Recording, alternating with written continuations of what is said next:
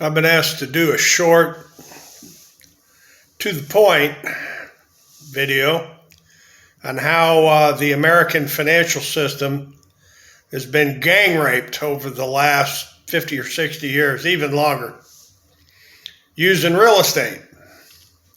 You'll notice all these bank looting schemes and all these mortgage scams, the subprime predatory foreclosure schemes. Well, it's all involving title insurance policies and abstracts of deed and things like title insurance policies and recordings and mortgages and loans and contracts and supposedly large amounts of money that was lent, when really what it was the lending of a lot of created on paper credit. They're credit instruments, negotiable credit contracts. One of the more obvious money laundering, money thieving schemes that I can relate to quickly is the no down payment mortgage. No documents, no income verification, and they'll loan you 125% of the purchase price. And this is all created on a contract for sale, or a sales contract. There's an old statute in Texas that describes these sales contracts, and it's former Texas Penal Code 1137H. Was codified in the 20th day of May 1931, outlawing the sale of real estate using these fraudulent sales contracts. Anything that falsely represents a transaction involving a mortgage or it's any kind of a bank loan for real estate was a criminal matter. Now, making this short and sweet, I've published thousands of articles and videos and written ad nauseum about some of the deals that have gone down in the United States involving the looting and laundering of trillions. Go on any search engine in the world and type in looting trillions, laundering trillions, and you'll see exactly what it is that I'm referring to. Now, keeping it short and sweet, they cheat. They use sophisticated card tricks in the creation of these fraudulent, deceptive credit contracts. The applications for the financings can be just as deceptive. It's little tricks like what magicians use to do the card tricks and the hat tricks and make the rabbit disappear and, get rid of the elephant on stage and even cut a lady in half.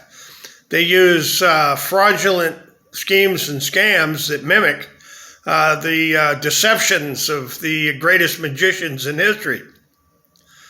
Now, I think the best way for me to conclude this is that millions of Americans got suckered for billions. And then, of course, the taxpayers picked up the tab. And how did they do it? Well, these real estate people and these bankster gangsters and a lot of the people in the title insurance and over at MERS, Mortgage Electronic Registration, well, they just use sleights of hand. And there's hundreds of them that they can employ to bait and lure a consumer into signing up for one of these predatory subprime mortgages, which generally results in a subprime predatory foreclosure. I think the Cogno matters that resulted in, I think it was 1,050 or 1,150 of the premier and pioneer mortgage company, Gerald Cogno's operations, all over the United States. 1,150 offices were ordered shut down, and over 7,500 mortgage agents were terminated from dealing with FHA and HUD for violations of various aspects of underwriting standards.